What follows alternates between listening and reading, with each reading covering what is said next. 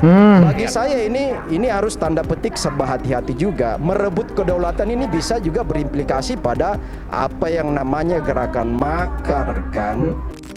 Deklarasi dan tuntutan Gerakan Merebut Kembali Kedaulatan Rakyat (GMKR) menyatakan Negara Kesatuan Republik Indonesia saat ini berada dalam kondisi darurat. Undang-undang hukum pidana itu kan sebetulnya mengacu kepada upaya untuk mengganggu atau katakanlah ekstrimnya membunuh presiden, wakil presiden ya. Pak Anies Baswedan itu seorang kingmaker. Kingmaker. Anjay. Kingmaker in the making. Halo, selamat datang kembali di channel Perspektif. Geger. Rencana busuk bocor. Ada yang lagi coba main api demi memuluskan jalan di Pilpres 2029. Pakai sosokan nyebut demi merebut kedaulatan. Alah. Emangnya kedaulatan kita hilang kemana? Hah? Apa cuma gara-gara jagoan kalian kalah, terus negara dianggap gak berdaulat? Gitu? Aduh, ini benar-benar ngaco emang ya. Ngaco bener.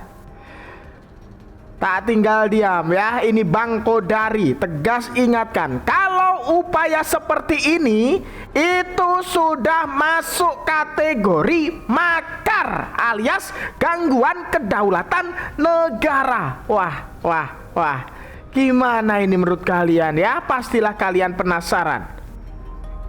Yuk kita sepil ya ambisi tersembunyi gerombolan para pembenci ini. Tonton sampai selesai. Jangan di skip pokoknya.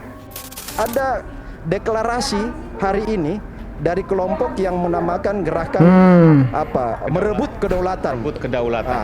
Bagi saya ini harus tanda petik serba hati-hati juga. Merebut kedaulatan ini bisa juga berimplikasi pada apa yang namanya gerakan makar kan. Ya. Emang ya para pembenci itu ngawur banget. Sok-sokan teriak demi merebut kembali kedaulatan rakyat katanya. Makar gitu maksudnya, gitu? Hah? Aduh. Ya, jangan bungkus ambisi politik pakai kata kedaulatan rakyat. Biar kelihatan suci gitu maksudnya. Rakyat itu nggak butuh drama seperti itu ya. Aduh. Kok bisa-bisanya ya? Koar-koar seperti itu ya. Berani banget ini. Deklarasi dan tuntutan Gerakan Merebut Kembali Kedaulatan Rakyat (GMKR) menyatakan Negara Kesatuan Republik Indonesia saat ini berada dalam kondisi darurat kedaulatan. Ini politik, hukum, sumber daya alam maupun kedaulatan kewilayahan. Kedaulatan rakyat yang diamanatkan pada pasal 1 ayat 2 Undang-Undang Dasar 1945 telah dirampas secara sistematis oleh oligarki yang dipimpin dan dikendalikan oleh pemerintahan sebelum ini pada era rezim Joko Widodo. Pemerintah saat ini diminta untuk segera melakukan koreksi secara menyeluruh atas pengkhianatan konstitusi tersebut. Sehubungan dengan hal-hal di atas, dengan ini kami mendeklarasikan agenda perjuangan bersama, yaitu Gerakan Merebut Kembali Kedaulatan Rakyat (GMKR). GMKR akan melakukan gerakan advokasi rakyat berkelanjutan guna memulihkan daulat rakyat sesuai dengan konstitusi. Bersamaan dengan deklarasi ini, kami menyatakan 5 tuntutan rakyat, yaitu sebagai berikut. 1. Mengajak seluruh rakyat untuk bersatu merebut kembali kedaulatan dari kekuasaan oligarki. 2. Meminta pertanggungjawaban semua pihak yang telah menyerahkan kedaulatan kepada oligarki. 3. Menuntut semua politisi, pejabat, aparat, dan tokoh untuk berhenti menjadi pelindung dan kaki tangan oligarki. 4. Mendesak Presiden Prabowo untuk membersihkan pemerintahannya dari unsur yang menghalangi pengembalian kedaulatan rakyat dari penguasaan oligarki. Kelima, ini teknis dari 4 yang di atas, khusus terhadap perwujudan kedaulatan hukum dan politik agar dilaksanakan melalui poin pertama, adili Joko Widodo. 2. Makzulkan Gibran. 3. Reformasi kepolisian. Sekian, Jakarta 10 Februari 2020. Katanya mau merebut kedaulatan rakyat. Nah, pas dilihat siapa yang deklarasi ini tadi, ternyata ya kumpulan orang-orang sepuh, ya kan? Para pensiunan sana sini. Plus pendukungnya siapa? Abah Anies Baswedan. Aduh. Ya kalau mau dukung Abah Anies Baswedan, ya dukung ya secara elegan gitu loh ya. Jangan pakai drama, selamatkan kedaulatan. Alah. Mbok ya malu gitu loh. Kok bisa-bisanya ya? Gimana ini menurut kalian? Coba tulis pendapat kalian di kolom komentar ya. Dan jangan lupa juga spill kota kalian, biar kita tahu video ini sudah sampai kota mana aja ya. Spill di kolom komentar kota kalian. Saya tunggu. Jangan sampai lupa ya. Pertemuan antara Anies dan para purnawirawan TNI Polri tersebut digelar di Pendopo Anies Baswedan Cilandak, Jakarta Selatan pada Jumat sore. Terdapat 10 purnawirawan TNI Polri yang hadir. Di antaranya ada mantan Gubernur DKI Jakarta Sutioso, serta mantan Menteri Agama dan Wakil Panglima TNI Fahrul Razi. Ini buktinya. Menurut Anies, dukungan dari para purnawirawan TNI ini sudah berlangsung sejak lama, dan kini dukungan itu sudah mulai berlangkah ke hal yang lebih praktis. Latar belakang pribadinya kan tahu, semua capres itu kan kita harus tahu track recordnya, apa yang pernah dikerjakan, dia ada sukses story tidak waktu menjabat, sehingga kita yakin karena dia mau ngurus sesuatu yang tidak mudah Indonesia ini, gitu. Kita harus yakin bahwa dia mumpuni, dia sanggup. Gitu. Wah, ternyata seperti ini ya cara licik mereka ya, gitu. Hah? Aduh.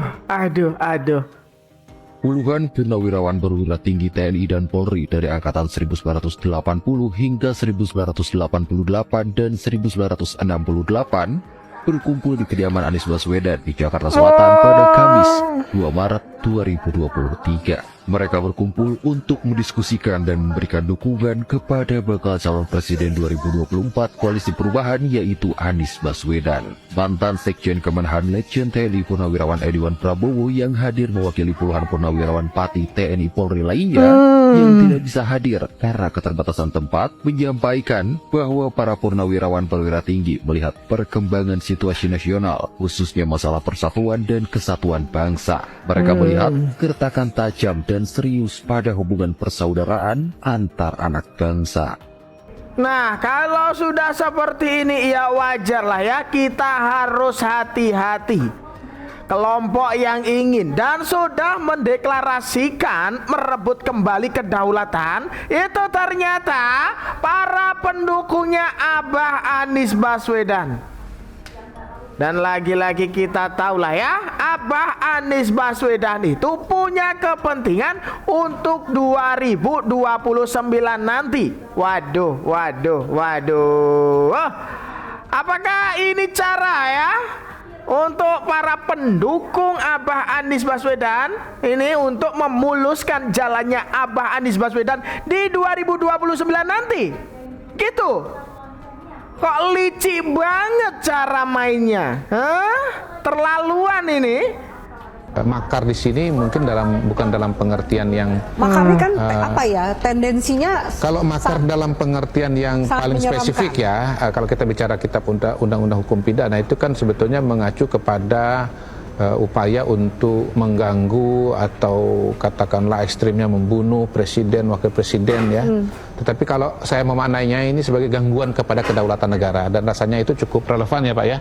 Pertama misalnya DPRD ya, itu kan gedung lembaga legislatif ya. Yang kedua Misalnya kalau kita bicara polisi, kantor polisi itu kan kantor dari aparat keamanan, lambang Jadi simbol-simbol itu yang kemudian ingin dilumpuhkan dan diserang. pejabat-pejabat negara, misalnya Ibu Sri Mulyani misalnya begitu. Saya juga sempat mendengar ada kabar bahwa rumah Ibu Puan pun sebetulnya sudah hampir disasar begitu. Jadi ini kan sudah sampai titik di mana upaya ini bisa mendelegitimasi, bisa mengganggu kedaulatan simbol-simbol negara begitu. Jadi terminologi makar yang digunakan oleh Pak Presiden saya kira kita harus maknai dalam makna yang lebih luas lah, bahwa ini adalah mengganggu kedaulatan negara. Ya, ini ada Bang Kodari bilang tegas banget ya. Makar itu gangguan terhadap kedaulatan negara. Ya, artinya ya, kalau ada gerakan yang tujuannya menjatuhkan atau mengganggu pemerintahan yang sah di luar jalur konstitusi, itu sudah masuk wilayah yang serius banget. Waduh. Ini loh, Bapak Prabowo jangan tinggal diam. Langsung aja lah ya, itu dihabiskan itu orang-orang para pendukung Abah Anies Baswedan yang seenaknya aja itulah ingin memakzulkan Mas Gibran Raka Buming Raka. Aduh, ngawur bener itu, ngaco bener itu keinginan mereka itu. Gimana ini menurut kalian? Tapi ada sekelompok orang ini yang agak kita lihat itu terencana ini. Datang ke suatu tempat, bukan berasal dari situ, mau membakar, mau merusak, dan menciptakan amarah rakyat, menyerang. Ya, jadi ini keprihatinan saya, tapi tidak ada masalah, kita akan tegas. Saya dipilih oleh rakyat, saya punya mandat dari rakyat, saya disumpah menjalankan undang-undang dasar dan akan saya jalankan. Saudara-saudara, saya datang karena polisi kadang-kadang ya namanya menegakkan hukum, kadang-kadang ada yang hilaf, kadang-kadang ada keterpaksaan. Ya, kalau ada korban yang benar-benar salah adalah yang buat kerusuhan sampai rakyat tidak berdosa korban. Dan polisi sudah tegas menindak anggotanya yang mungkin keliru. Ini sedang diselidiki. Kalau ada kesalahan akan ditindak. Tapi jangan lupa puluhan petugas yang berkorban. Polisi siang malam menjaga keamanan di seluruh pelosok tanah air. Ya. Jadi saya sebagai kepala negara, kepala pemerintah, saya merasa harus nengok mereka, keluarga mereka, orang tua mereka, anak mereka ada di situ. Saya ucapkan terima kasih atas negara. Saya perintahkan mereka diberi penghargaan, naik pangkat, masuk sekolah. Dan ingat, di Sulawesi Selatan 4 ASN, orang tidak bersalah, orang tidak berpolitik, korban. Gedung DPR dibakar. Ini tindakan-tindakan makar ini. Wow, Bapak Prabowo sudah ini tahu itu. Aspirasi. Ya. Jadi semua aparat negara akan selidiki. Siapa yang bertanggung jawab? Saya menduga kita sudah ada indikasi-indikasi dan kita akan tidak ragu-ragu. Wah. Saya tidak ragu-ragu membela rakyat. Saya akan hadapi mafia-mafia yang sekuat apapun saya hadapi atas nama rakyat. Pak Surya Paloh sendiri mengatakan lu bisa kutip di semua media. Kalau saya boleh memilih daripada mendukung Ridwan Kamil, lebih baik saya memilih kota kosong. Kalau saya boleh memilih. Tapi kan nggak bisa. Itu kesal juga sih gue bacanya. Tapi ya udahlah. Gitu. Okay. Atau seperti keputusan Pak Surya Paloh mendukung Anies 2 Oktober 2022. Berat itu. Oh, gue jalanin aja. Bukan berarti gue ditinggal juga sih akhirnya. Apa? Ditinggal juga sih akhirnya. Dengan sebuah alasan yang bisa diterima oleh Mas Anies. Yaitu? We have to accept. Apa? Ada alasannya. Ya apa? We have to accept, Mas Anies. Para pendukungnya apa ini? Terus Mas Anies cukup berbaik hati untuk mengatakan, oh iya saya setuju Pak Surya. Nggak mungkin. Nggak mungkin itu yang terjadi. Lihat Mas Anies Baswedan sekarang pengangguran. Nggak Saking pengangguran. nganggurnya diundang Bos. ke podcast GJLS mau Bos. ngomong sama Rispo. Pak Anies Baswedan itu seorang kingmaker. Kingmaker. Anjay. Ay. Kingmaker in the making. Yes. Satu kena nih soalnya nih. Wih. Satu berhasil kan? 2. Oh 2. Ush, saya lupa. Iya benar. Kingmaker in the making. Anies Baswedan Kingmaker in the making gitu. Wow, ngawari sekali.